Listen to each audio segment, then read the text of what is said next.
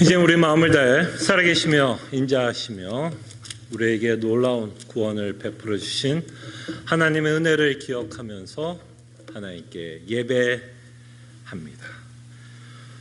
오라 우리가 여호와께 노래하며 우리의 구원의 반석을 향하여 즐거이 외치자. 아멘.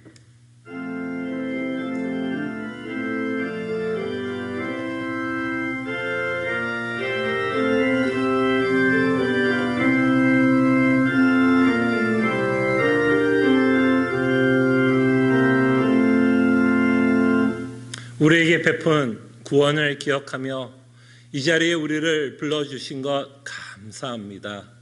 주의 영광을 바라볼 수 있는 자로 불러주시고 그 영광을 바라볼 때에 세상이 줄 수 없는 참된 위로와 기쁨을 맛보는 귀한 예배의 시간이 되게 하여 주시옵소서. 이 시간 우리와 함께 하심에 감사하옵고 이 모든 기도 예수님의 이름으로 기도합나이다. 아멘. 함께 찬송가 20장 찬송합니다.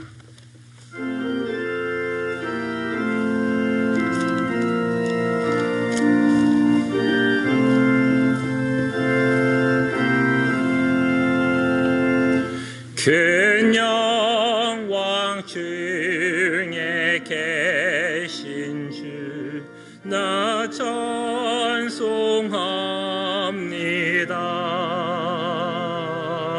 영원히 계신 주의 이름 나 찬송합니다. 한없이 크신 능력을 나 찬송합니다. 참되고 미쁜 그 언약 나 찬송합니다.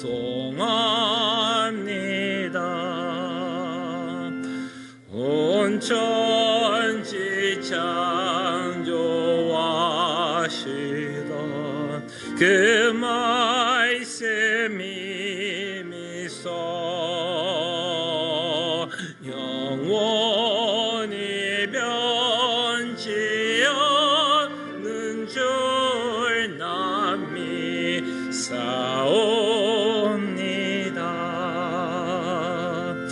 그 온유하신 중성 날 불러주시고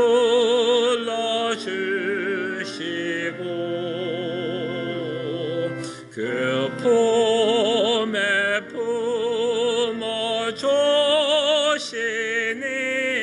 나 찬송합니다.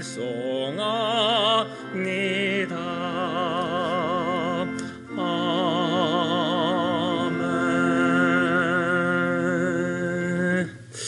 오늘 특별히 하나님의 말씀 제가 읽어드릴 때요, 말씀을 묵상하면서 하나님께 감사 기도를 하셨으면 합니다. 이와 같이 성령도 우리의 연약함을 도우시나니 우리는 마땅히 기도할 바를 알지 못하나 오직 성령이 말할 수 없는 탄식으로 우리를 위하여 친히 간구하시느니라. 마음을 살피시는 이가 성령의 생각을 아시나니 이는 성령이 하나님의 뜻대로 성도를 위하여 간구하심이니라. 아멘. 말씀을 기억하며 하나님께 감사기도합니다. 주님, 참 우리가 연약해서 하나님의 뜻을 온전히 다 깨달을 수 없고 또 우리의 정욕과 죄성으로 인해서 우리가 마땅히 하나님께 기도해야 될 바를 모를 때에 우리를 위해서 탄식하며 기도하고 있는 성령 하나님께 감사드립니다. 정말 하나님이 원하는 기도 제목을 가지고 하나님께 기도할 수 있는 하나님의 백성 되게 하여 주시옵소서. 다시 한번 감사드립니다. 정말 성령 하나님이 탄식하고 있는 기도 제목을 이제는 들을 수 있고 분별할 수 있는 자 되게 하여 주시옵소서. 모든 것 위에 주님께서 도와여 주시기를 원합니다. 도와여 주시옵소서. 아멘. 아버지. 우리가 연약해서 하나님의 뜻대로 기도해야 하지만 때로는 하나님이 원하는 기도 제목을 가지고 하나님께 기도하지 못하고 있는 우리의 모습도 보고, 또 우리의 죄성 때문에 때로는 나의 욕심과 정욕 때문에 기도할 때도 참 많습니다. 그러나 하나님은 우리를 위해서 탄식하며 기도하고 있는 성령 하나님을 기억하게 하심에 감사드립니다. 참으로 성령 하나님이 우리를 위해서 기도하고 있는 기도 제목을 하나님의 말씀을 통해서 깨닫고 아버지께서 원하는 기도 제목을 가지고 하나님께 기도할 수 있는 자녀들 되게 하여 주시옵소서. 감사하고 살아계신 예수 그리스도의 이름으로 기도합나이다. 아멘. 함께 일어나셔서 찬송가 187장 찬송합니다.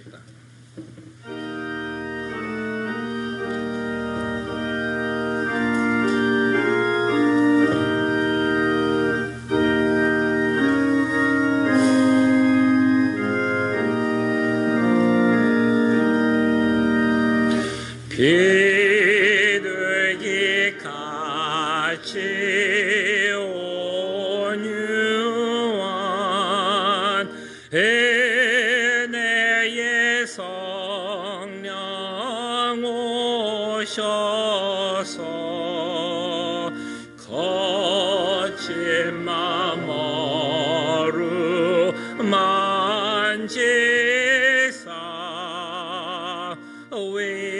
위로와 평화 주소서. 진리의 빛을 비추사 주의 길 바로 걸으며 주님의 옆에 모시고 경건한 살게 하소서. 주님과 동행하면서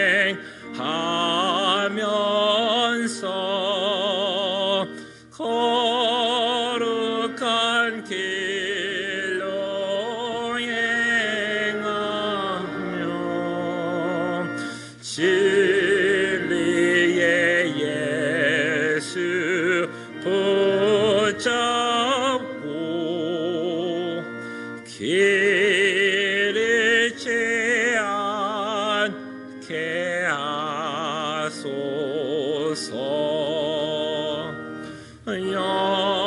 연약한 나를 도우사 하나님 나라 이르러 주님의 품에 안기는 영원한 안식 주소서. 아멘.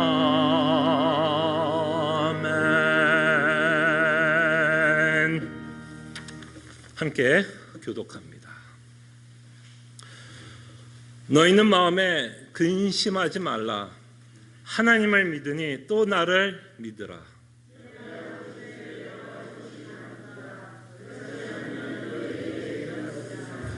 내가 너희를 위하여 거처를 예비하러 가노니 가서 너희를 위하여 거처를 예비하면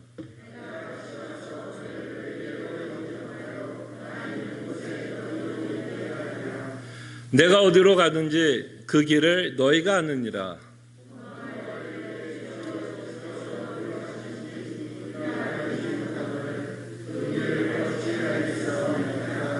예수께서 이르시되 내가 곧 길이요 진리요 생명이니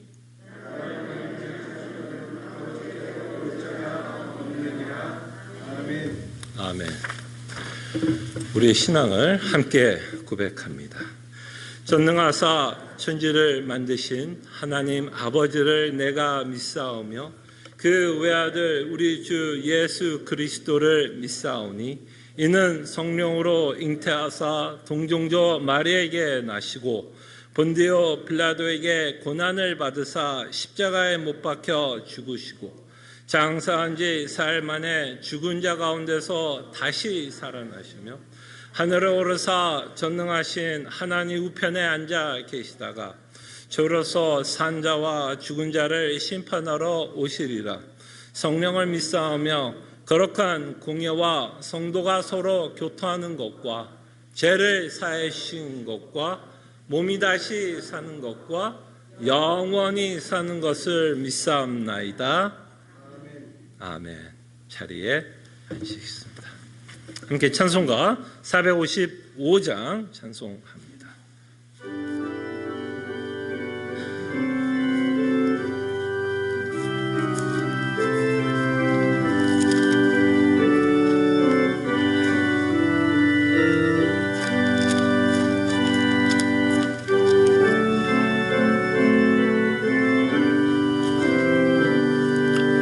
주님의 마음을 본받는 자, 그 마음의 평강이 찾아오면 험악한 세상을 이기리니 하늘로부터 임함이로다.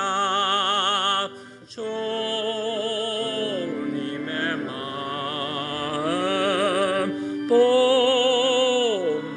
본받아 살면서 그 거룩하신 나도 이루리. 주 모습 내 눈에 안 보이며 그 음성 내 귀에 안 들려도 내 영혼 날마다 주를 만나 신령한 말씀을 배우도다. 주님의 마음 본받아 살면서 그 거룩하신 나도 이루리. 가는 길 거칠고 험하여도 내 맘에 불평이 없어짐은 십자가 고난을 이겨내신 주님의 마음 본받음이라. 주님의 마음 본받아 살면서 그 거룩하신 나도 이루리. 주 예수 세상에 다시 오실 그날의 무성도 변화하여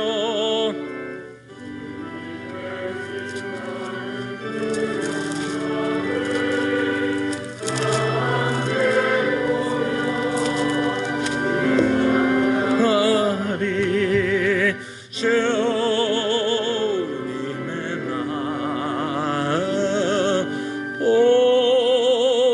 본받아 살면서 그 거룩하신 나도 이루리.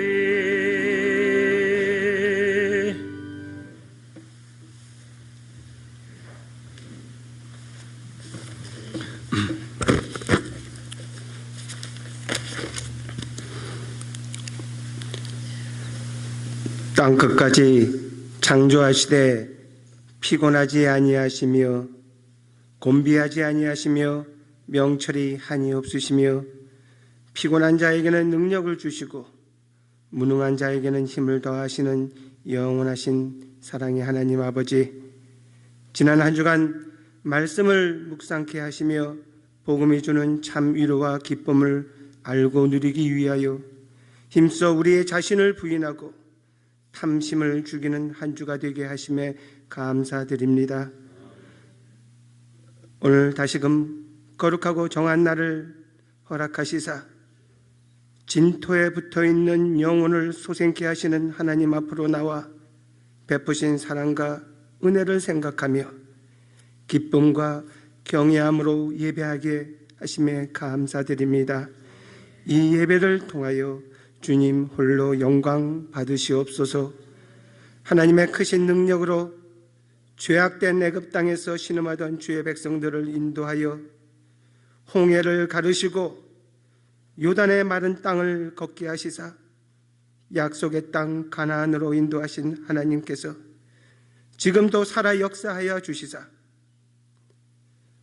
죄로 인한 어두운 가운데에 죄의 지배하여 있던 저희들을 예수 그리스도의 십자가의 보혈로 정케 하시사 주의 자녀요 거룩한 백성 삼아 주심에 감사드립니다.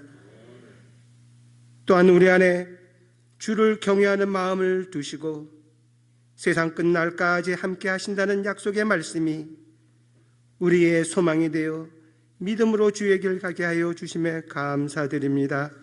주님, 하나님의 크신 사랑과 은혜를 받고 또한 살면서도 아직도 우리 안에 남아있는 죄로 인하여 우리의 영의 눈이 하나님의 신실하심과 선하심을 온전히 깨닫지 못함을 용서하여 주시옵소서.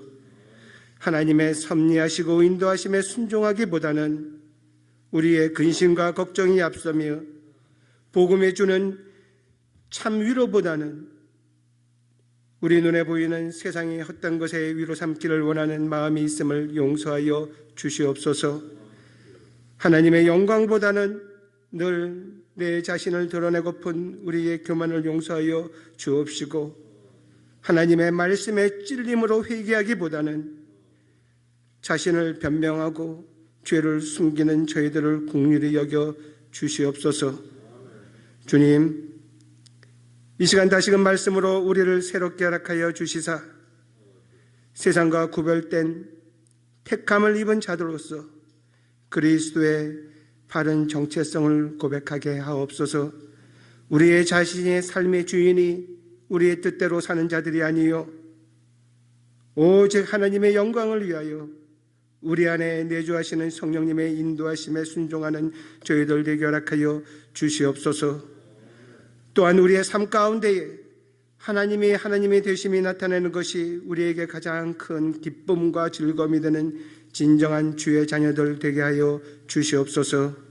주님, 허락하신 그리스도의 몸된 교회 이 믿음의 공동체를 통하여 그리스도의 사랑 안에서 서로를 돌보며 서로의 믿음을 세워가게 하여 주시옵소서. 또한 받은 하나님의 사랑과 은혜의 충만함으로 세상을 향하여 우리의 입을 열어 담대히 복음을 전하는 교회가 되게 허락하여 주시옵소서. 저희 교회들을 포함한 복음을 사랑하는 세상에 흩어져 있는 주의 몸된 교회들을 지켜주시되 특별히 어려운 가운데에 말씀을 전하는 선교사들과 함께 허락하여 주시옵소서. 또한 교육권에서 자녀들과 함께 예배하며 말씀을 가르치는 교사들의 수고와 헌신을 기억하여 주옵시고 오늘 말씀을 전할 주의 종과 함께 하여 주시사 영육간의 강건함을 허락하여 주시고 담대함으로 말씀이 증거될 때에 우리 모두에게는 은혜의 귀한 시간 되게 허락하여 주시옵소서. 이 모든 말씀 거룩하신 예수님의 이름으로 기도드리옵나이다. 아멘.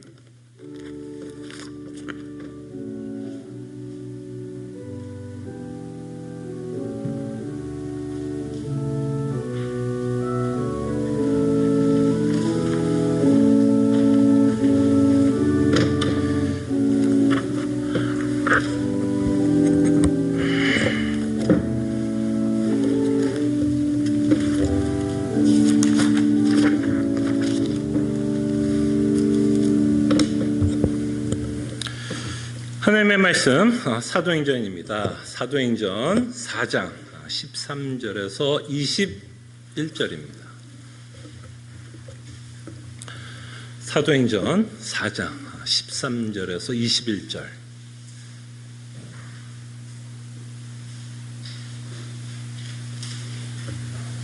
하나님의 말씀이 이러합니다. 그들이 베드로와 요한이 담대하게 말함을 보고 그들을 본래 학문 없는 범인으로 알았다가 이상히 여기며 또 전에 예수와 함께 있던 줄도 알고 또 병 나은 사람이 그들과 함께 서 있는 것을 보고 비난할 말이 없는지라. 명하여 공회에서 나가라 하고 서로 의논하여 이르되 이 사람들을 어떻게 할까? 그들로 말미암아 유명한 표적 나타난 것이 예루살렘에 사는 모든 사람에게 알려졌으니 우리도 부인할 수 없는지라. 이것이 민간에게 더 퍼지지 못하게 그들을 위협하여 그 후에는 이 이름으로 아무에게도 말하지 말게 하자 하고 그들을 불러 경고하여 도무지 예수의 이름으로 말하지도 말고 가르치지도 말라 하니 베드로와 요한이 대답하여 이르되 하나님 앞에서 너희의 말을 듣는 것이 하나님의 말씀을 듣는 것보다 옳은가 판단하라. 우리는 보고 들은 것을 말하지 아니할 수 없다 하니 관리들이 백성들 때문에 그들을 어떻게 처벌할지 방법을 찾지 못하고 다시 위협하여 놓아 주었으니 이는 모든 사람이 그 된 일을 보고 하나님께 영광을 돌림이라. 아멘. 저희들은 계속해서 사도행전 4장을 통해서 사도들이 재판을 받고 있는 내용을 보게 됩니다. 특별히 유대 지도자들에게 재판을 받고 있고 신문을 당하고 있는 내용을 보게 되고 드디어 이제 예루살렘 안에서 조금씩 사도들이 핍박을 받게 되고 예수 그리스도를 믿는 자들이 이제 핍박을 받기 시작하고 있는 모습을 저희들이 보게 됩니다. 자, 이렇게 재판을 하는 과정을 통해서 특별히 우리는 이 유대 지도자들이 사도들을 재판하고 신문하는 이 내용을 통해서 우리는 이것을 좀 생각해 봤으면 합니다. 인간이 하나님에 대한 불신앙적인 모습을 저희들이 좀 생각해 보려고 합니다. 이 유대 지도자들을 통해서 하나님을 대적하고 있는 인간의 모습을 저희들이 한번 보고 싶습니다. 그렇지만 또한 이렇게 인간들이 하나님 앞에 불신앙적인 모습을 저희들이 보게 되지만 저희들은 또한 사도들의 모습을 보면서 그럼 참 신앙인의 모습은 어떤 모습인가? 예수 그리스도의 복음을 믿고 있는 자들은 과연 이 세상에서 어떤 모습을 갖고 살아가는지에 대해서도 오늘 이 본문을 통해서 저희들이 보게 됩니다. 그래서 불신앙적인 인간의 모습과 예수 그리스도의 복음을 믿고 있는 성도라면 어떤 모습을 갖고 살아가야 할지를 저희들이 생각해 보려고 합니다. 그때 이 지도자들을 통해서 우리는 인간이 갖고 있는 불신앙의 극치를 보게 됩니다. 이들의 반응을 우리가 끊임없이 보게 됩니다. 사도들에게 신문을 하고 또 이 사도들은 이 신문을 당하는 가운데 질문하는 것을 통해서 이 사도들은 사실은 무엇으로 답하고 있느냐면 예수 그리스도의 복음으로 답하고 있는 내용을 저희들이 보게 됩니다.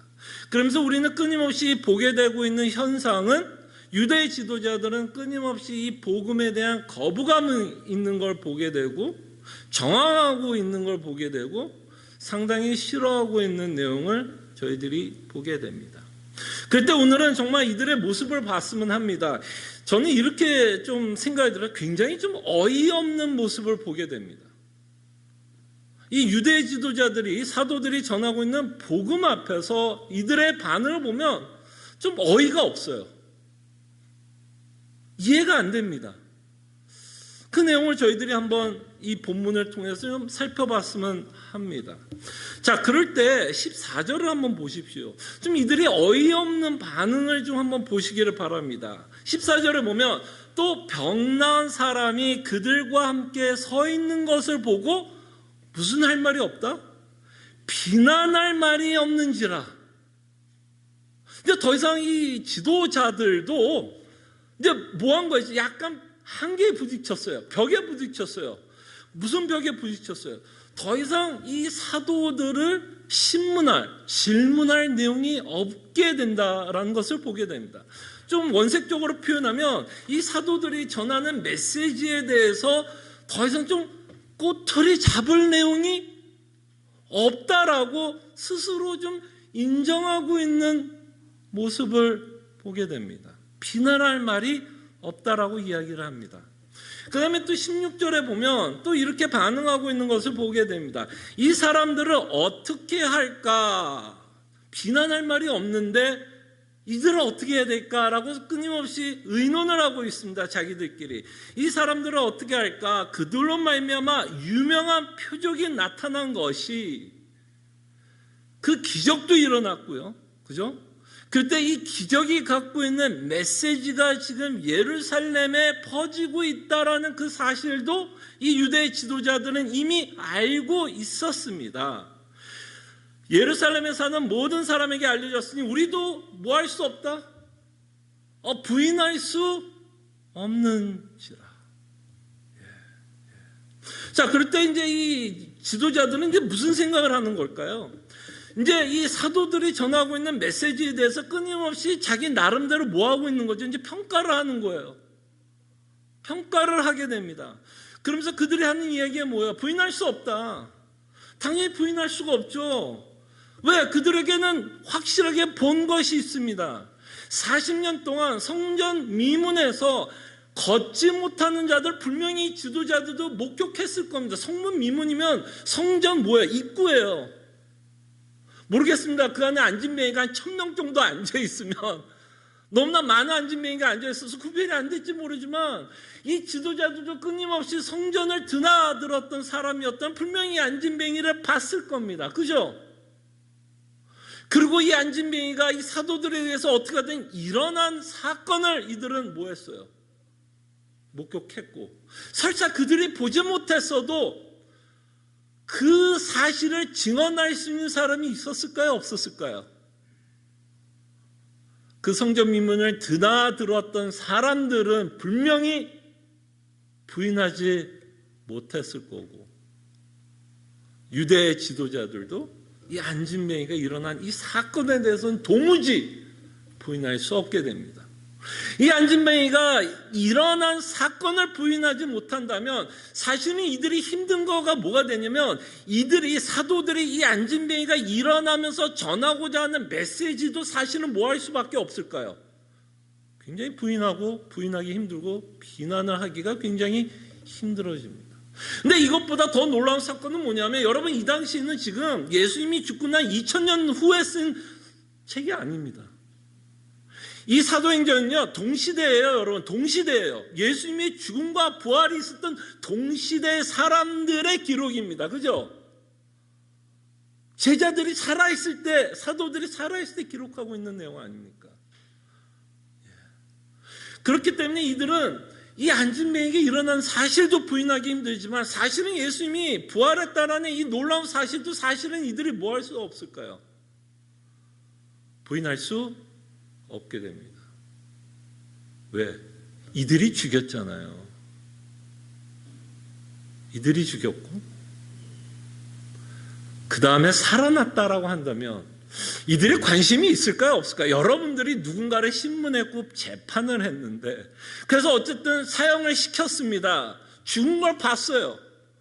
근데 며칠 후에 그자가 살아났다는 이야기를 여러분들이 들으면 여러분 놀랄까요? 안 놀랄까요? 많은 사람들이 그 예수님이 부활했던 사건을 말씀하고 있는 것을 아마 이들은 들었을 거라고 저는 분명히 말할 수 있을 것 같습니다. 그런데 이들은 예수님의 부활도 부인할 수 없게 됩니다.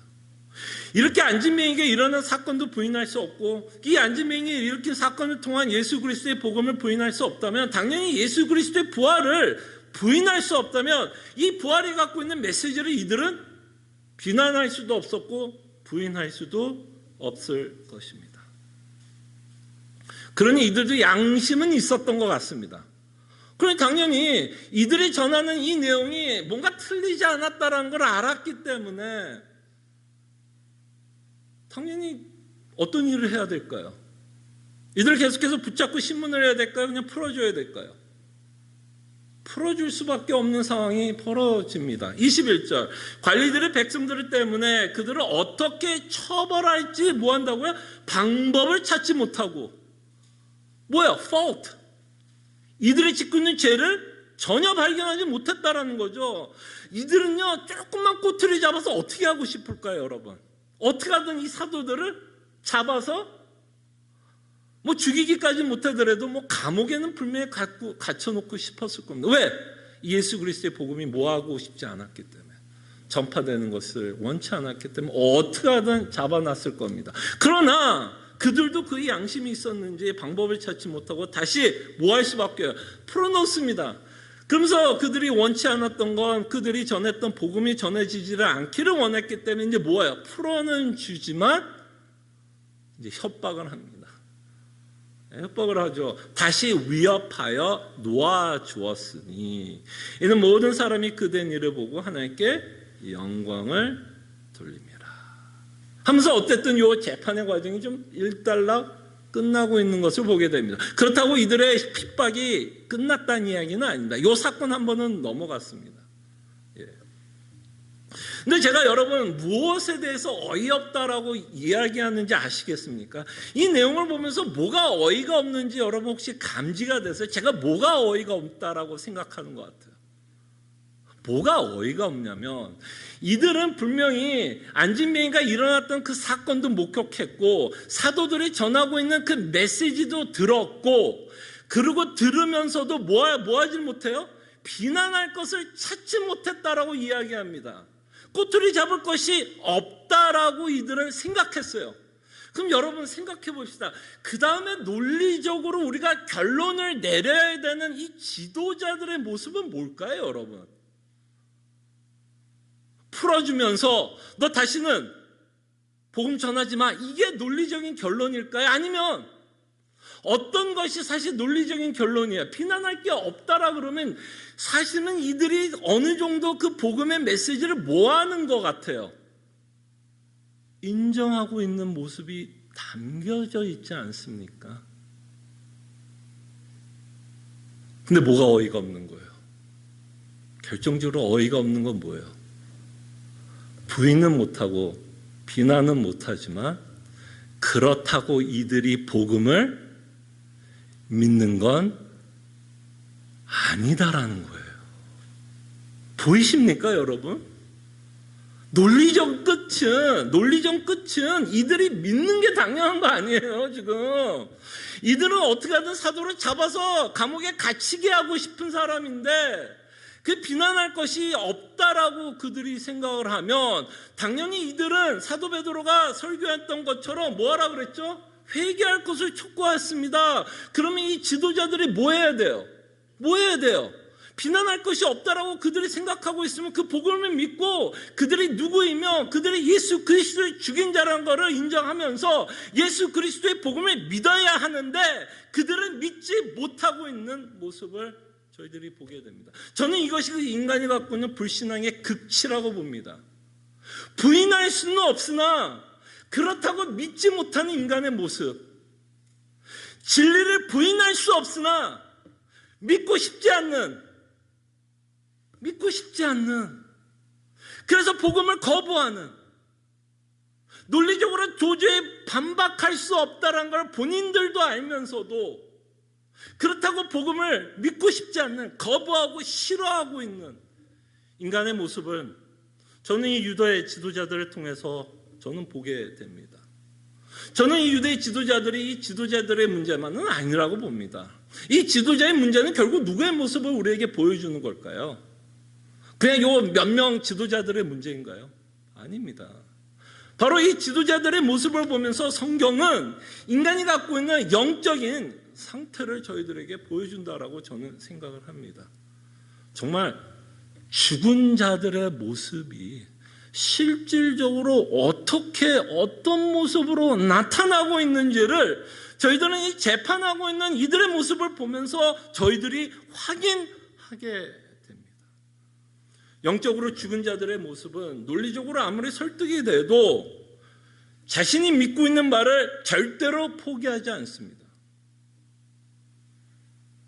유대 지도자들은 자신이 믿고 있었던 내용이 있었고 자신들이 지키고자 하는 기득권적인 권리들이 있었습니다. 그것들을 포기하지 않고 있는 모습을 보게 됩니다. 그래서 이들은 복음을 저항하고 있습니다. 이렇게 복음을 저항하고 있는 이 모습은 사실은 그냥 복음을 안 믿는다라고 여러분들은 생각할 수 있겠지만 사실은 복음을 저항하고 복음을 부인하는 것은요, 하나님을 향한 최고의 저는 극치의 죄라고 생각합니다. 예수 그리스도의 복음을 믿지 않는 건 그냥 내가 믿기 싫어, 나는 그 진리를 거부할 거야, 이게 아닙니다.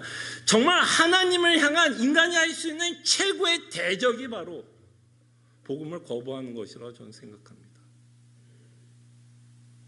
하나님의 선하심을 예수 그리스도를 통해서 우리에게 지금 보여주고 있는데 그 선하심과 그 긍휼하심과 하나님의 사랑하심을 이 자들은 뭐하고 있는 거예요? 거부하는 것만으로 끝나는 게 아니라 이들은 뭐한 자들이죠? 예수님을 자신의 손으로 죽인 자들입니다. 그때 여러분, 복음을 거부한다는 거를 그냥 나는 예수님 안 믿는 거야, 이런 걸로 끝나는 게 아닙니다. 여러분, 예수님의 복음을 거부하는 건요, 이거는 하나님에 대한 최고의 죄라고 저는 생각합니다. 그래서 예수님의 복음을 저항하고 거부하는 자들은 구원받을 수 있는 방법이 없어요. 오직 그리스도를 통해서 우리가 구원을 받는데 이 복음을 무시하고 저항하면 당연히 그 자는 구원을 받을 수 있는 방법은 없습니다. 그래서 이 유대 종교자들을 통해서 인간의 모습을 보게 되고 끊임없이 하나님의 선하심과 인자하심과 사랑을 거부하고 있는 인간의 악함을 폭로합니다. 이들이 참 어이없는 내용은 이런 것도 있는 것 같아요. 여러분, 이런 거 한번 생각해 보세요. 누가 암에 걸렸어요. 여러분들이 살아가는 여러분 주변에 암에 걸리신 분들이 있어서 지금 항암 치료를 받거나 수술 받는 분들이 있을 수 있을 거라고 생각을 합니다. 암에 걸렸어요. 그리고 암을 치료할 수 있는 의사도 있습니다. 췌장암이라는 암이 지금 우리가 알고 있는 암 가운데서 고치지 못하는 가장 무서운 암 중에 하나가 췌장암이라고 누가 얘기를 하더라고요. 근데 그 췌장암도 고칠 수 있는 의사가 있다고 합시다. 근데 그 자가 걸렸어요. 근데 가장 어이없는 일이 뭘까요? 야, 그 의사 찾아가면 너 췌장암 날 수 있어라고 이야기하는데 그걸 뭐 하는 자? 부인하고, 난 췌장암 안 걸렸어. 무슨 소리야? 나 건강해. 그리고 이 췌장암을 고칠 수 있는 의사까지도 소개하고, 이건 100% 치유예요. 이건 100%. 99.9가 아니라 100% 치유입니다. 이제 이자만 찾아가면 그냥 100% 치유야. 가면 돼. 안 가. 그럴 때 여러분 마음이 어때요, 여러분? 세상 답답한 일이 이것보다 더 답답한 일이 있겠습니까? 이것보다 더 좀 이렇게 표현해야 돼, 좀 어이없는 행동이 있을까요? 솔루션이 다 있는데, 답이 다 있는데도 인간을 차버려요. 인간을 차버려요. 복을 주겠다는데 차버립니다. 저는 이것이 바로 성경에서 말하는 인간의 비참함이라고 생각합니다. 이것이 바로 인간의 비참함이야. 인간의 비참함은 가난도 아니고요, 병에 걸린 것도 아니고요, 내 안에 내 인생 가운데 어떤 고난이 있고 어려움이 있는 게 인간의 비참함이 아닙니다. 정말 성경에서 말하는 인간의 비참함은 자신의 문제를 모른다라는 게 비참함이에요. 자신의 문제를 모른다라는 거. 암에 걸려서 곧 죽을 텐데 그걸 모르고 저항하고 대항하고 그것을 가르쳐 주는 자를 핍박하는 거. 그리고 문제의 답도 있는데, 그 문제의 답이 있는데도 그것을 부인하는, 저는 이것이 인간이 갖고 있는 최고의 비참함이라고 생각합니다. 문제의 답이 없다면 얘기가 다르겠지만 문제의 답도 있습니다. 근데 인간은요, 그 답을 차버려요. 지금 우리가 그 모습을 봅니다. 복음을 전하고 있는 사도들 앞에서 이 유대 지도자들은 그리스도의 복음을 부인하고 자신이 갖고 있는 어떤 고집스러운 생각, 때문에, 아니면 자신이 갖고 있는 어떤 세계관의 가치관 때문에 복음을 저항하고 있고, 참 이 세상을 창조한 만왕의 왕 예수 그리스도를 자신의 손으로 지금 죽이고 있는 자들을 저희들이 보게 됩니다. 만약에 이 유대 종교자들이 인간의 표본이 된다면, 이것이 바로 인간의 표본이라면, 여기서 여러분과 저는 하나님 앞에 무릎 꿇고 감사하다라는 말밖에 할 말이 없습니다. 이게 무슨 말을 제가 하려고 하는 걸까요? 인간은 자신의 비참함도 모르고 복음을 들을 수 있는 능력도 없다라는 겁니다. 우리 스스로가 예수 그리스도의 복음을 믿을 수 있는 능력이 없어요. 능력만 없는 게 아니라 믿고 싶지도 않다라는 것이 성경에서 끊임없이 우리에게 말씀하고 있는 인간이 영적으로 죽은 인간의 상태를 말씀합니다. 그런 분이 여러분과 저예요. 유대 지도자들의 이야기는 유대 지도자들의 이야기가 아니라 여러분과 저의 이야기입니다. 예수 그리스도를 믿기 전에 우리의 모습이에요. 이것이 제가 맞다라는 걸 어떻게 증명할 수 있는지 압니까? 지금도 어떠세요, 여러분? 100% 복음이 주는 위로를 받고 살아가십니까? 그렇다면 아까 신장로님이 그 회개할 필요가 없겠죠. 정욕과 욕심에 대한 회개를 왜 합니까? 우리가 정말 그리스도를 말미암아 복음이 주는 참된 위로를 받고 있다면 우리는 이 땅의 것에 눈을 돌릴 필요가 없어요. 우리에게는 우상이 없어야 돼요. 정말 여러분과 제가 복음이 주는 만족을 갖고 살아간다면, 100% 만족을 갖고 살아간다면 여러분과 저 인생에는 우상이 없어야 정상입니다. 그럼에도 불구하고 우리는 복음을 저항합니다. 여러분과 제가 우상을 섬기고 있다면 사실 우리도 뭐를 하는 걸까요, 여러분? 뭐를 하는 거예요? 복음을 저항하는 겁니다. 복음을 거부하는 거예요. 내 욕심 때문에 그래도 하나님, 그래도 이걸 주세요. 그래도 끊임없이 우리가 그래도, however, 그래도라는 말을 하던가 그러나라고 하나님께 이야기를 한다면 사실은 뭐예요? 복음도 좋지만 하나님 나 다른 거 필요해 라고 이야기를 하면 복음을 사실 여러분 뭐 하시는 거예요? 여러분 안에서도 뭐 하는 걸까요? 알게 모르게 뭐 하는 거예요? 저항하고 있다는 것을 보게 됩니다. 여전히 우리가 예수 믿기 전에 있었던 관성, 습성, 습관, 그것이 우리 안에 뭐 한 거예요? 남아 있습니다. 그렇기 때문에 성경은 우리에게 뭐라고 말씀하죠?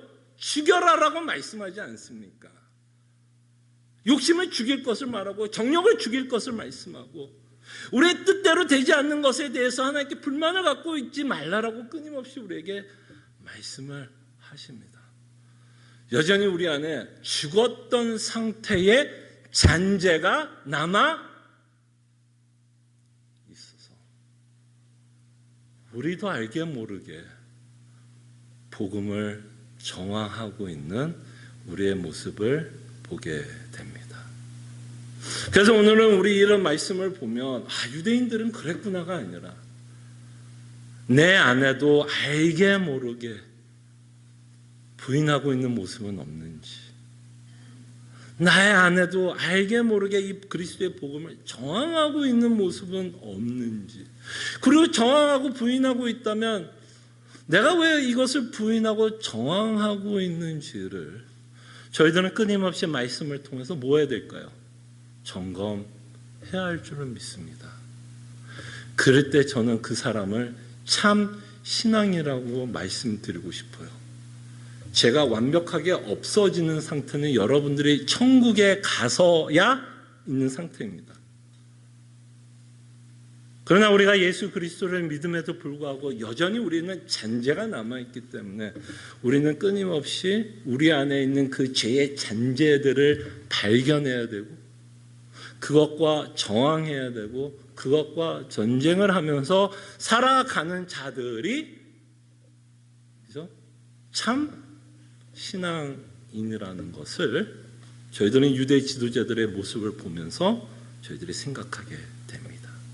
자, 그럴 때 유대 지도자들의 어떤 모습을 보면서 우리 자신에게도 적용할 부분이 있다라는 것도 보지만, 여러분들과 함께 이제 직접적으로 이 사도들의 모습, 이 재판을 받고 있는 이 사도들의 모습을 통해서 저희들은 참신앙인의 모습을 저희들이 좀 생각해 봤으면 합니다. 어떤 자들이 참신앙인의 모습인가?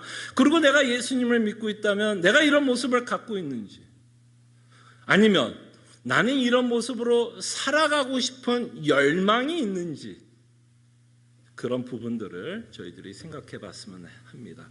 자, 첫째로 이들의 변화된 모습을 한번 생각해 봤으면 합니다. 사실 유대인들도 무지했지만, 유대 지도자들도 무지했던 부분이 있지만 제자들도 무지했습니다. 여러분 그거 아세요? 제자들도 굉장히 무지했습니다. 어느 정도로 무지했냐면, 예수님이 자신이 죽어야 한다라고 이야기할 때 여러분 베드로가 어떻게 반응했는지 여러분 기억나십니까? 저를 위해서 빨리 죽어주십시오라고 베드로가 반응하지 않았습니다. 예수님이 처음으로 제자들 앞에서 자신이 죽어야 할 것, 십자가의 사건을 소개할 때 제자들은 그 말씀에 굉장히 놀라고 당황하고 있었다는 걸 보게 됩니다. 그래서 베드로는 어떻게 해요? 예수님의 십자가의 사건을 이야기할 때 예수님을 말립니다. 그러지 마십시오. 그랬더니 예수님 뭐라 그러시죠? 베드로에게 엄청난 책망을 했죠. 그 십자가의 사건을 부인하고 있는 베드로를, 야 베드로야 너 잘못 생각했어 라고 책망하지 않고 그거보다 더 심한 말을 했어요. 뭐라고 책망했죠? 사탄아 물러가라. 와, 제가 그렇게 여러분 앞에서 설교하면 저는 다음 날로 그냥 제자리가 없어지지 않을까요? 예수 그리스도의 십자가의 사건을 부인하는 베드로 앞에서 예수님은 굉장히 강하게 그 십자가를 부인하는 그 사건은 뭐예요? 그 사탄이나 하는 소리다 이거죠. 근데 여러분 이렇게 예수님의 죽으심을 말렸던 베드로였습니다. 왜 그랬을까요, 여러분? 왜 그랬을까요? 그도 무지했기 때문에. 뭐예요? 베드로도 사실은 예수님이 왜 이 땅에 오셨는지에 대한 명확한 이해가 있었다 없었다? 없었다라는 거죠. 베드로도 예수님이 왜 왔는지를 명확하게 지금 깨닫고 있지는 않다. 물론 약간 이 조각처럼은 이해하고 있어요. 조각처럼 믿고 있는 내용들은 있습니다만 진짜 예수님이 이 땅에 왜 오셨고 왜 예수님이 십자가에 죽어야 되는 그 사건의 내용은 베드로도 몰랐고 사실 제자들도 몰랐습니다. 근데 그 십자가의 사건을 제자들이 몰랐다라는 이 내용 안에는 어떤 무지도 있었을까요, 여러분? 이 베드로가 십자가를 부인하는 이 사건은요, 사실은 이들도 뭐에 대한 부지가 있었냐면 자신이 죄인이라는 것을 인정하지 않고 있다는 것을 보게 됩니다. 그러니까 여러분, 제가 여러분들에게 누누이 말씀드리지만 십자가의 구원을 믿는다라는 이 말에는 내가 누구라는 거를 뭐라고 표현해야 될까? 내가 누구라는 전제를 갖고 예수님의 십자가를 믿는 거죠. 내가 누구라는 전제로 십자가를 믿어요. 내가 하나님으로부터 심판과 저주를 받을 수밖에 없는 비참한 인간이었기 때문에 내가 누가 필요하다는 걸 인정하는 거예요. 예수 그리스도의 십자가의 사건이 있어야 되는 걸 인정한다면 십자가를 믿는다라는 이야기 안에는 내 자신이 이런 비참한 자였다는 걸 인정하는 내용이 함께 갑니다. 이건 따로 가는 내용이 아니라 함께 가요. 만약에 지금 베드로가 예수님이 왜 십자가에 죽어야 되는지를 깨닫지 못하고 있다면 사실은 모두 못 깨닫는 걸까요? 자신이 하나님 앞에서 죄인이라는 그 사실조차도 이들은 지금 깨닫지 못하고 있다는 걸 보게 됩니다. 이들도 무지했어요. 그러나 사도행전을 통해서 이들의 변화된 모습은 뭐예요? 변화된 모습은 뭐예요? 어마어마한 변화된 내용은 결국 뭐예요? 예수 그리스도의 복음을 명확하게 깨닫고 있다는 것을 보게 됩니다. 참신앙의 시작은 우리가 마땅히 믿어야 할 복음에 대한 깨달음입니다. 너무 당연한 얘기지만 여기서부터가 참신앙이에요. 예수 그리스도의 복음을 믿는 것에서부터 참신앙은 시작됩니다. 너무 당연한 이야기지만 이걸 우리가 놓칠 때가 너무 많아요. 이거 잊어버릴 때가 너무 많습니다. 당연한 이야기가 가장 기초적인 얘기고 당연한 이야기가 가장 중요한 이야기가 됩니다. 복음을 깨달았던 이 자들의 특징은 뭐죠? 이 재판을 했던 유대 지도자들도 이들의 모습을 보면서 놀랍니다. 뭐라고 놀랐는지 여러분 한번 보실래요?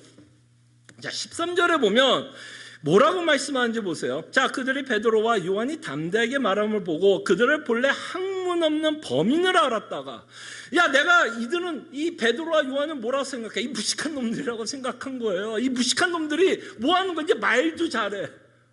갑자기 말도 잘해. 그러니까 이들이 뭐라죠? 비난할 말이 없다라고 얘기하잖아요.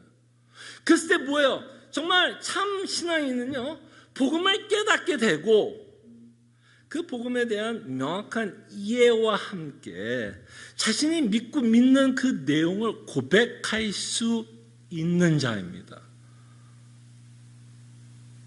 이건 굉장히 중요합니다, 여러분. 내가 예수를 믿는다라는 말은 정말 내가 믿는 이 복음에 대한 이 내용에 대한 명확한 이해와 깨달음, 그리고 내가 믿고 있는 이 복음에 대해서 명확하게 설명할 수 있어야 한다는 겁니다. 제가 이런 이야기를 좀 여러분들한테 성경 공부했을 때 많이 이야기를 했던 걸 기억하는데요. 우리가 갖고 있는 생각들이 있잖아요. 우리 그 신학교에 다녔던 교수님이 우리 학생들에게 참 저한테도 굉장히 도전을 줬던 말이 뭐였냐면, 시험을 보지 않습니까? 그럼 어쨌든 시험 문제에 답을 써야 되잖아요. 그러면 다 문장으로 씁니다. 그죠? 그럴 때 그 교수님이 이렇게 말했어요. 너희들이 만약에 너희들의 생각을 문장으로 표현하지 못한다면, 그러니까 생각으로만 갖고 있는 게 아니라 너가 정말 생각하고 있는 내용을 너의 말로, 그게 문장이든 언어로든 표현을 하지 못한다면 너희가 그걸 모르고 있는 것일 수도 있다라고 말했어요. 저는 거기에 진리가 있다고 봅니다. 여러분 생각해 보십시오. 여러분들의 생명의 은인에 관한 내용을 여러분들이 지금 살펴보고 있습니다. 생명의 은인 예수 그리스도에 관해서 여러분들과 저는 매주마다 말씀을 살펴봅니다. 그 생명이 되신 예수 그리스도에 대해서 우리가 믿고 있는 바를 말할 수 없다면, 목사님 알잖아요. 보통 제가 그냥 농담으로 얘기해요. 제가 여러분들에게 질문하면 그냥 예수님, 그냥 제가 넘어가 드립니다. 근데 예수님이라는 단어 하나는 not enough라고 생각합니다. 정말 여러분들의 생각을 좀 표현할 수 있어야 돼요. 그 표현이 결국에는 뭐예요? 여러분들이 믿고 있는 내용들이 되게 됩니다. 그래서 우리의 이런 모습들을 좀 보고 우리가 도전을 받았으면 좋겠어요. 사도들이니까 이렇게 설명하지. 아니요, 뭐라 그랬어요? 사람들은 뭐라 그랬어요? 저 무식한 사람도 저렇게 설명을 하는구나라고 얘기하지 않습니까? 이 성경은요, 유식한 자들에게 준 내용이 아니에요. 성경은 다만 성령의 조명함을 받은 자들이 깨닫고 고백하고 있는 내용을 기록하고 있는 책이 됩니다.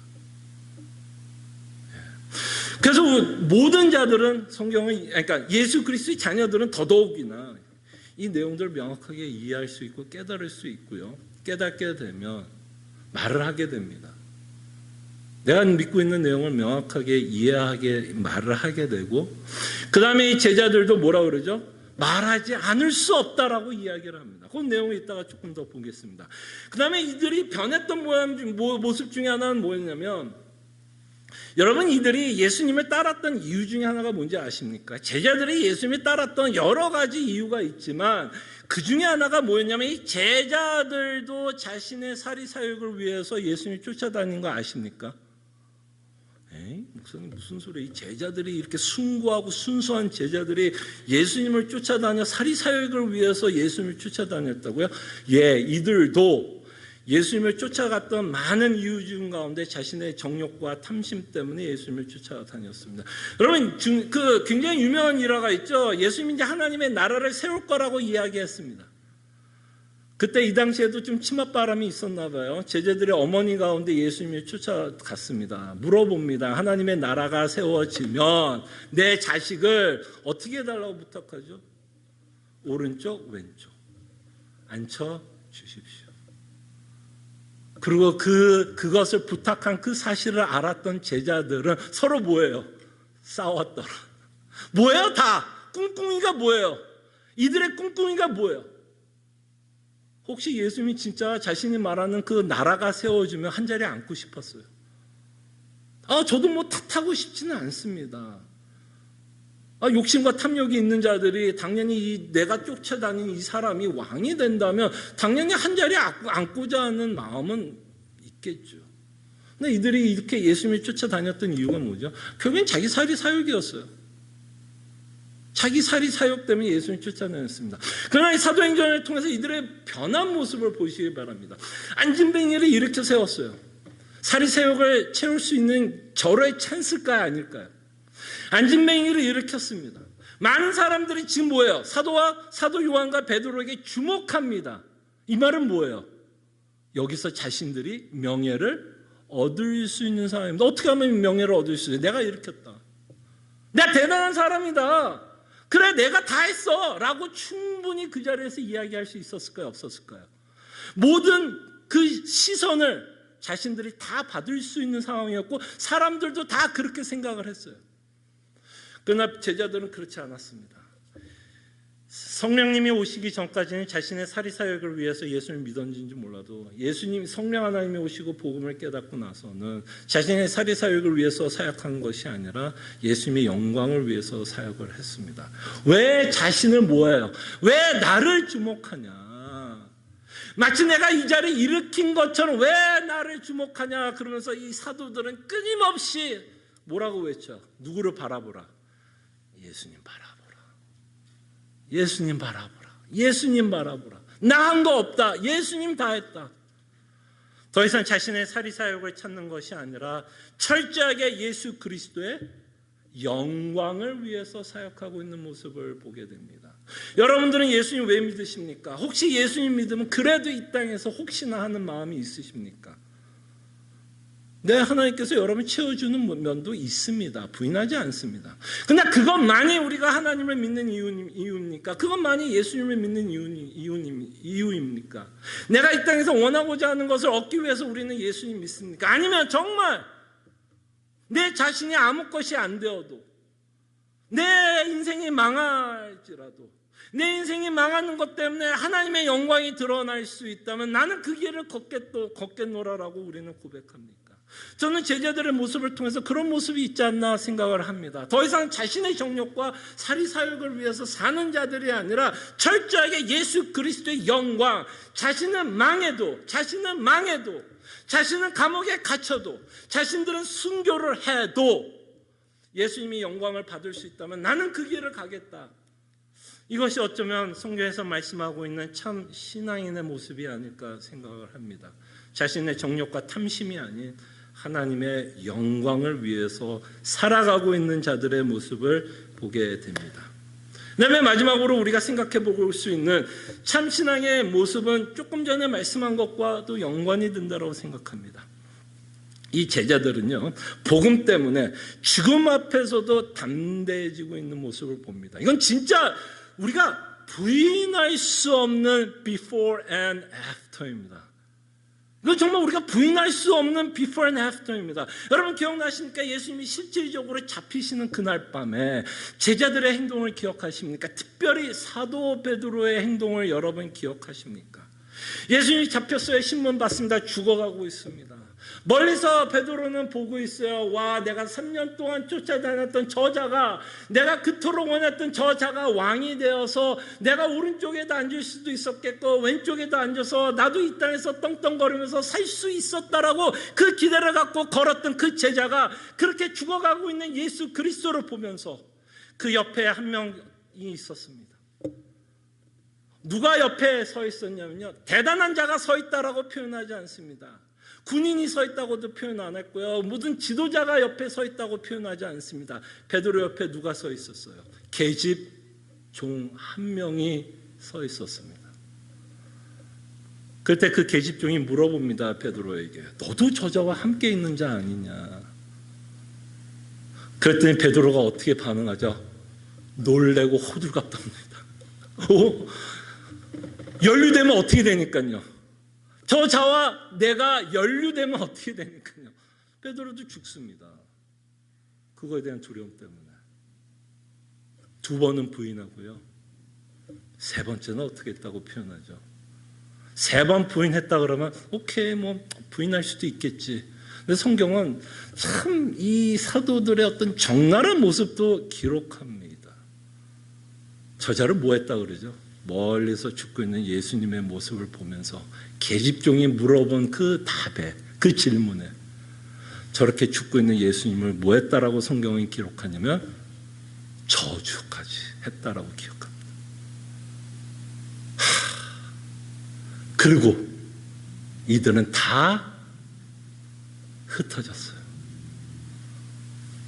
야, 그죠? 다 흩어졌어요. 다 흩어졌어요. 뭐 저도 도망갔을 것 같아요, 솔직히. 아직까지 성령님이 안 왔고 복음에 대한 확실한 그 명확한 이해가 없는데 저도 도망갔을 것 같아요. 그러나 여러분, 이 오늘 저희가 보고 있는 사도행전 4장의 내용은 예수님을 신문한 똑같은 사람들이었어요. 예수님을 로마에게 넘겨줬던 그 권세를 가졌던 똑같은 사람이 지금 사도들을 뭐 하는 거예요? 신문하고 있습니다. 이 말은 뭐예요, 여러분? 예수님이 이들에 의해서 로마 정치에 넘어가서 죽은 것처럼 이 사도들도 어떻게 될 수 있다는 얘기죠? 죽을 수 있었습니다. 근데 before and after 보이세요? before 같았으면 이미 말도 하지 않았죠. 안진뱅이 세워놓고 도망갔겠죠. 이미 도망갔겠죠. 그러나 그렇게 신문하고 있는 자, 자기의 스승 예수 그리스도를 죽은 자들 앞에서 제자들은 뭐라 그래요? 내가 말하지 않을 수 없다. 여러분, 그의 담대함들은, 그의 담대함은 어디서 생겼을까요? 여러분 베드로가 목숨이 2개, 3개, 10개는 갖고 있었을까요? 그리고 지금 베드로가 바볼까요? 베드로가 그 생각을 안 했을까요? 나 이대로 죽을 수도 있겠구나.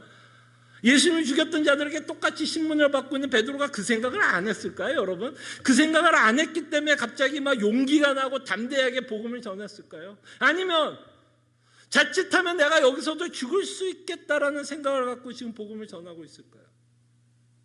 아마 너무 당연한 이야기를 제가 여러분들에게 한다라고 생각합니다. 그는 분명히 이 상황에서 죽을 수 있을 거라고 생각하여서 복음을 전했을 거라고 생각합니다. 그럼 그의 담대함은 어디서 났을까요, 여러분? 그게 목숨이 2개였어요? 10개였어요? 여러분 혹시 옛날에 여기 세대는 오락시대가 아니죠. 저 때만 해도 오락기가 조금 있을 때요. 그러면 이렇게 생명이 죽어도 제가 갖고 있던 그 캐릭터가 죽어도 또 살아나요. 또 살아나. 베드로의 그 생명도 하나밖에 없었습니다. 그러나 그가 이렇게 담대할 수 있었던 이유가 뭘까요? 베드로전서에 보면, 베드로가 썼던 서신서에 보면 이렇게 말씀합니다. 1절 4절에 보면 썩지 않고 더럽지 않고 쇠하지 아니하는 유업을 있게 하시나니 곧 너희를 위하여 하늘에 간직한 것이라. 지금 베드로는 뭐를 바라보면서 지금 담대하게 복음을 전하고 있을까요? 하늘에 간직된 자신의 삶. 죽어도 죽지 않는. 오히려 죽으면 베드로는 땡큐 베리 마치 할 수도 있는 상황. 자신을 구원한 예수 그리스도를 만날 수 있다라는 그 소망. 여러분, 사도 바울도 비슷한 얘기를 이미 빌립보서에서 쓰고 있죠. 그가 진짜 원했던 건 뭐였죠, 여러분? 빌립보서 1장에 보면 사도가 진짜 원했던 건 뭐예요? 그리스도와 함께 하기를 원했어요. 그러기 위해서 먼저 어떤 일이 사도 바울에게 있어야 되죠? 그 말에는 죽음이 전제됩니다. 죽어야 예수님을 만날 수 있다라는 전제가 들어가 있습니다.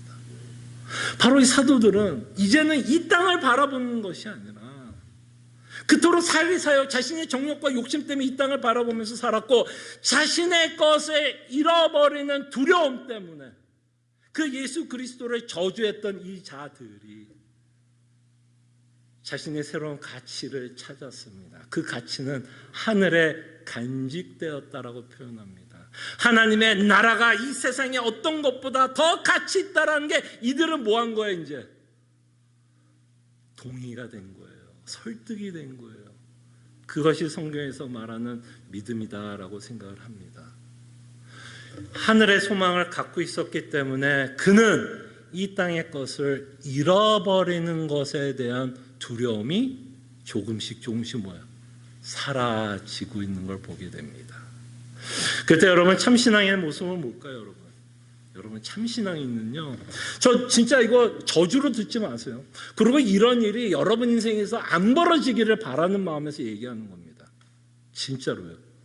참신앙인의 모습은요, 우리가 그토록 소중하게 여기는 거를 잃어버려도 절망하지 않고 실망하지 않으며 낙담하지 않는 자입니다. 다시 한번 말씀드리겠습니다. 이게 저주 아니에요. 목사님 아침부터 뭐 잃어버려. 아니요. 참신앙인은요, 내가 그토록 아끼는 모든 것들을 잃어버려도 그 잃어버리는 고통이 있고 잠이 안 오고 슬프고 그런 느낌은 있겠지만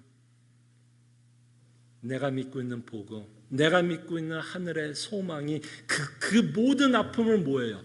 견디게 합니다. 견디게 해요. 여러분, 복음이요 얼마나 무서운지 아세요? 복음은요 이들을 죽게까지도 가게 해요. 죽게까지 한다니까요. 지금 보세요. before and after 보이시잖아요.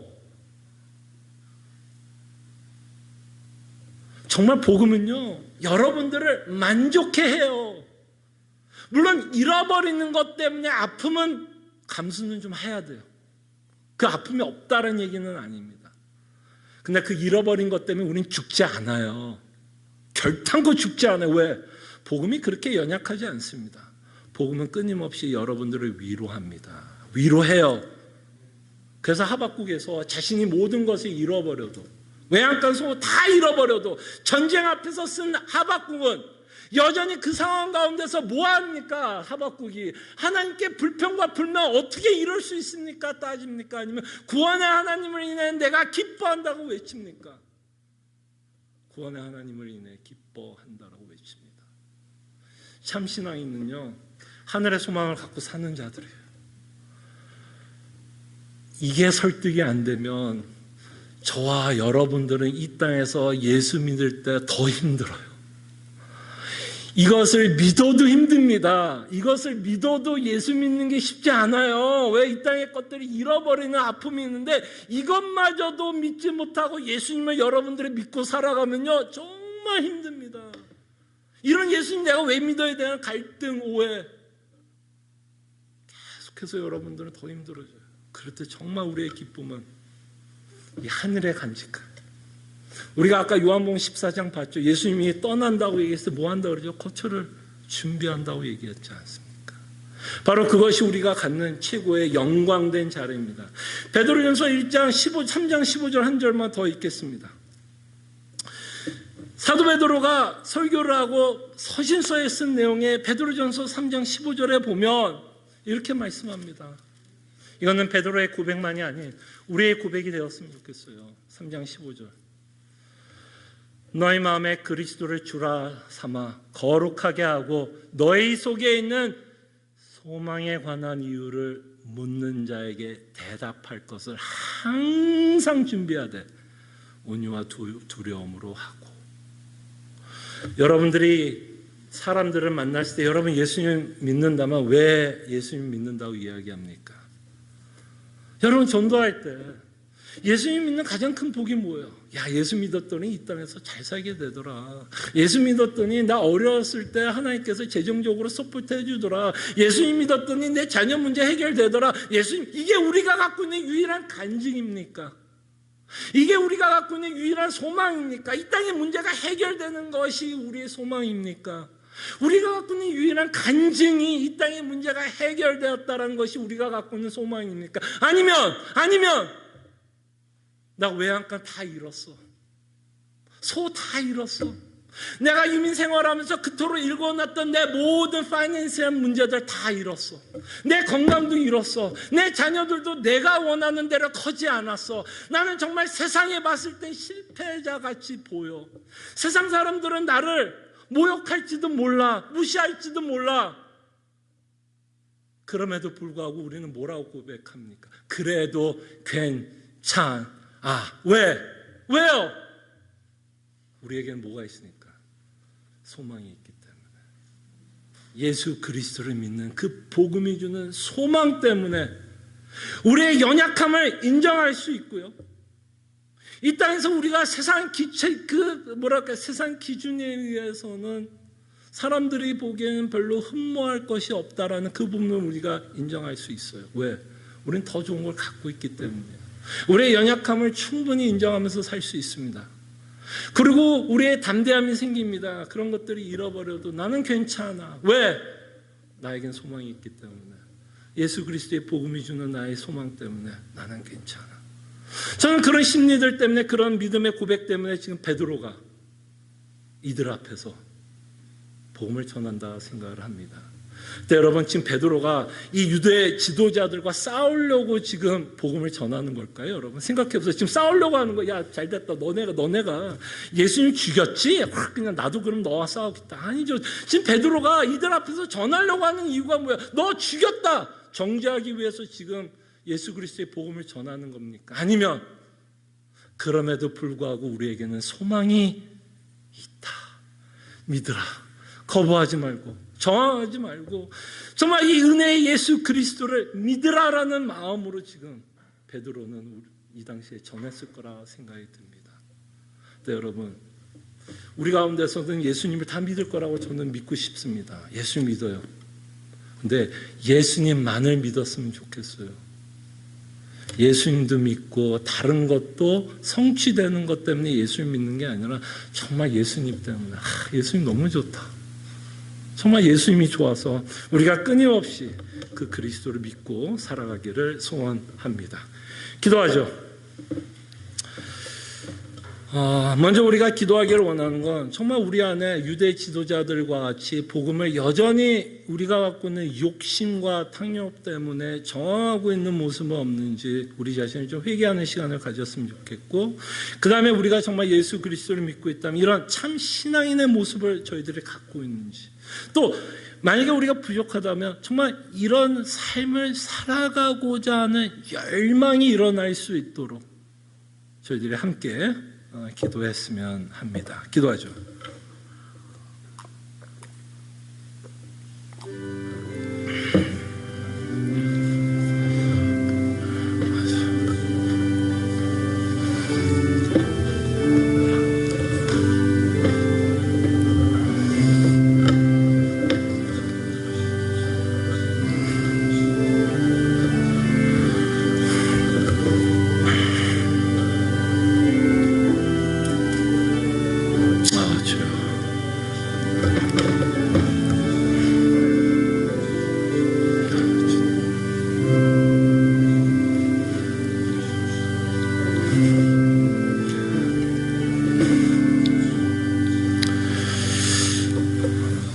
참으로 고마우신 하나님, 저희들을 자녀 삼아주시고 말씀해 주심에 감사드립니다.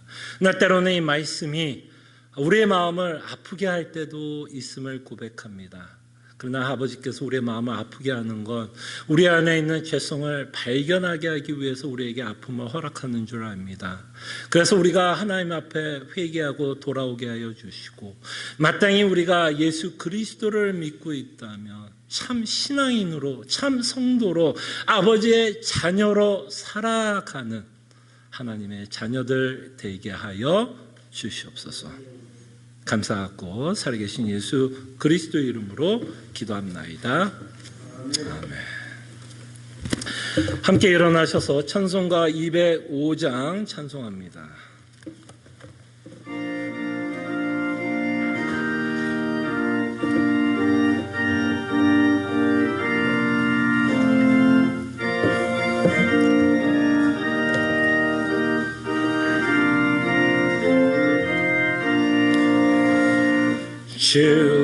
예수 크신 사랑을 말해 주시오. 나 항상 듣던 말씀 또 들려주시오. 좁지 않은 천국 주 예수 계신 곳 나 밝히 알아듣게 또 들려주시오. 나 항상 듣던 말씀 나 항상 듣던 말씀 주 예수 크신 사랑 또 들려주시오. 아침에 이슬 방울 시사라짐 같이 내 기여 부족하여 잊기 쉬우니 잘 알아듣게 쉽게 늘 말해 주시오. 날 구속하신 사랑 또 들려주시오. 나 항상 듣던 말씀 나 항상 듣던 말씀 주 예수 크신 사랑 또 들려주시오. 주 예수 나를 위해 이 세상 오셔서 구속하신 은혜 말하여 주시오. 나 같은 사람 위에 주 보혈을 흘렸네. 이 복스러운 말씀 또 들려주시오. 나 항상 듣던 말씀 나 항상 듣던 말씀 주 예수 크신 사랑 또 들려주시오. 이 세상 날 미워 주 예수 크신 사랑 또 들려주시오. 천국의 빛난 영광 내 눈에 비칠 때 주 예수 크신 사랑 또 들려주시오.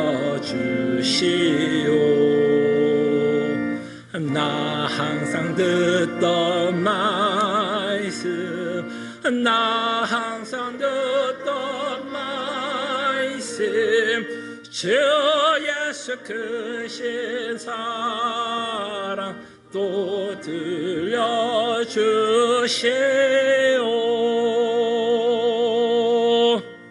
아멘.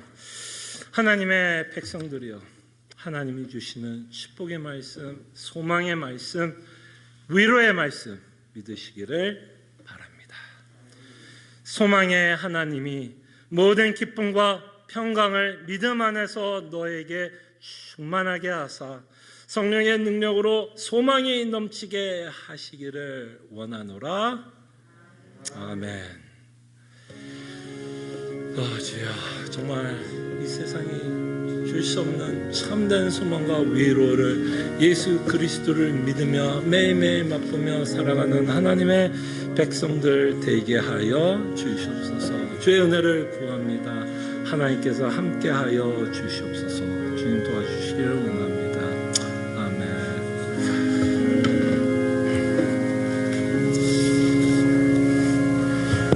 우리 또 옆에 또 뒤에 앞에 계신 분들과 인사했으면 합니다. 또 이렇게 함께 모여 또 하나님의 영광을 바라보고 주께서 베푸신 구원을 찬송하면서 예배하게 되어 감사함을 여러분들에게 말씀드립니다. 여러 가지 또 교회 소식을 알려드립니다. 이번 주 수요 성경 공부 하이데베르 요리문답 주일 14 주제는 동정녀 마리아에게서 나신 예수 그리스도에 관한 내용을 저희들이 살펴보고, 또한 이 내용이 진리가 우리에게 또 어떤 유익과 위로를 주고 있는 그 내용을 저희들이 살펴보겠습니다. 예배가 끝나고 저희가 정기당회가 있음을 여러분들에게 말씀드리고요. 언제부터 조금씩 여러분들이 좀 광고를 하기 시작하겠습니다. 7월 4일부터 저희가 일단 오전 11시 예배로 옮기겠습니다. 이미 아마 제가 지난달에 이미 여러분들에게 좀 말씀을 드린 것, 당에서 결정된 내용을 여러분들에게 말씀을 드렸는데요. 이제 확정되었음을 말씀을 드리고요. 7월 4일부터 오전 11시에 예배를 드린다는 것을 여러분에게 말씀을 드리니까 시간 착오 없으시기를 바랍니다. 그리고 또 한 가지만 좀 말씀을 드리면, 좀 여전히 우리가 이제 11시 예배로 이제 돌아가지만 여러 가지를 저희들이 좀 결정해야 되는 상황들이 좀 있습니다. 그 여러 가지 내용에 대해서 좀 저희가 이제 당회에서 조금 더 생각하고 점검하고 좀 결정해야 되는 내용들이 있는데, 그런 뭐 여러분들도 혹시 지금 이미 질문들이 있을 거라고 생각이 듭니다. 뭐 예배만 옮깁니까? 뭐 예배 후에 있는 모든 순서들, 그 예배 안에 있는 요소들, 뭐 기타 등등에 대한 수많은 질문들이 있을 것 같은데요. 사실 그 뭐라 그럴까요? 팬데믹이 시작하면서 셧다운은 좀 쉬웠던 것 같아요. 그냥 나오지 마세요. 그냥 끝. 근데 다시 돌아가는 이 일에 있어서는 그렇게 쉬운 일만은 아닌 것 같습니다. 저희가 다시 돌아간다라는 이 말에는 저희가 옛날에 했던 대로 다시 돌아간다라는 이야기는 아닙니다. 다시 옛날로 돌아가자라는 의미에서 7월 4일 시작한다라는 의미로 생각은 안 했으면 좋겠어요. Restart. 다시 옛날로 돌아가자는 리스타트. 그렇지만 이제 돌아가는 과정에서 좀 비슷한 결정들은 있겠죠. 그전과 지금 뭐 별로 다른 거는 없네라는 부분도 있을 겁니다. 그러나 우리가 새롭게 이렇게 7월 14일 날 이제 새롭게 좀 시작을 하면서 정말 좀 새롭게 시작한다라고 좀 생각을 했으면 좋겠어요. 옛날로 돌아가는 게 아니라 저희들이 했던 거에 대한 좀 점검하는 시간도 아마 당회가 있을 것 같고요.